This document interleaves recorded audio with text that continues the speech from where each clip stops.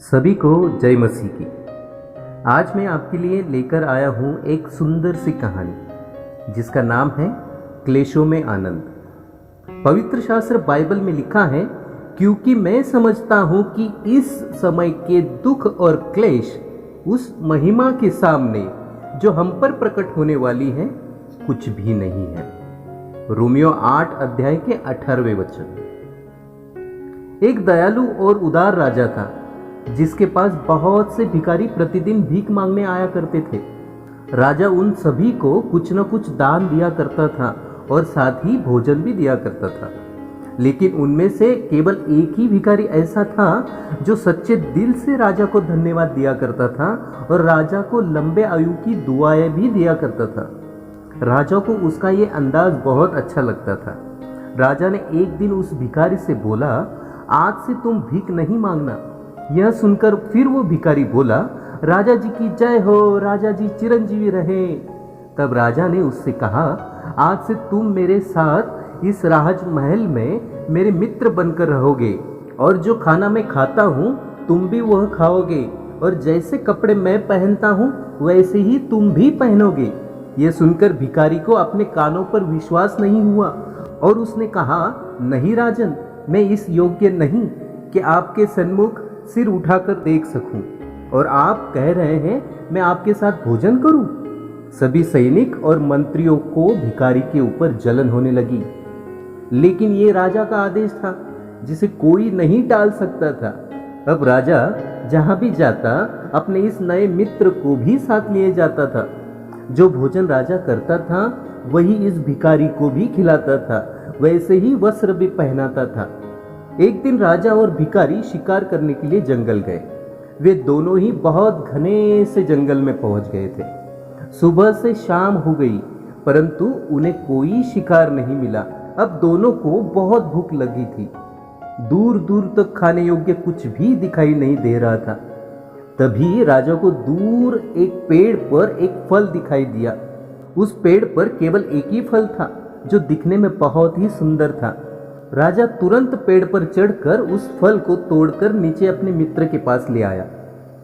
भूख के मारे दोनों का बुरा हाल हुआ था, इसलिए राजा ने तुरंत अपनी तलवार निकालकर उस फल के 2 भाग किए और आधा भाग उस भिखारी मित्र को देते हुए बोले, लो ये खा लो, भूख से कुछ राहत तो मिलेगी।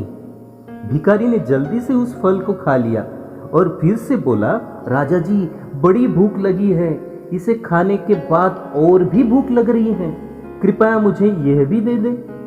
राजा ने बचे हुए आधे फल से भी 2 भाग किए और उसमें से 1 भाग देते हुए बोले, अच्छा ये भी ले लो और ये बचा हुआ फल मैं खाऊंगा। तभी उस भिखारी ने जल्दी से उस भाग को भी खाकर राजा के फल के आखिरी बचे हुए भाग को भी मांगने लगा। तब राजा क्रोध से भर गया और कहने लगा, तुझे जरा सी भी लज्जा नहीं? मैंने तुझे पहले खाने को दिया, मैं भी भूखा हूं और तू इसे भी मांग रहा है।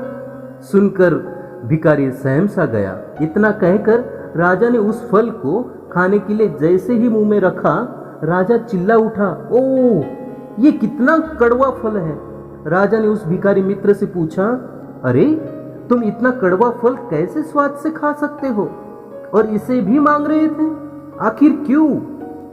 तब उस भिखारी मित्र ने नम्रता से राजा से कहा, राजन, आज तक आपने मुझे अच्छे अच्छे स्वादिष्ट भोजन से तृप्त किया है। आज जब कड़वा फल खाने का मौका मिला है तो वो मैं कैसे गवा दूं? मैं नहीं चाहता था कि वो कड़वा अनुभव आपको हो।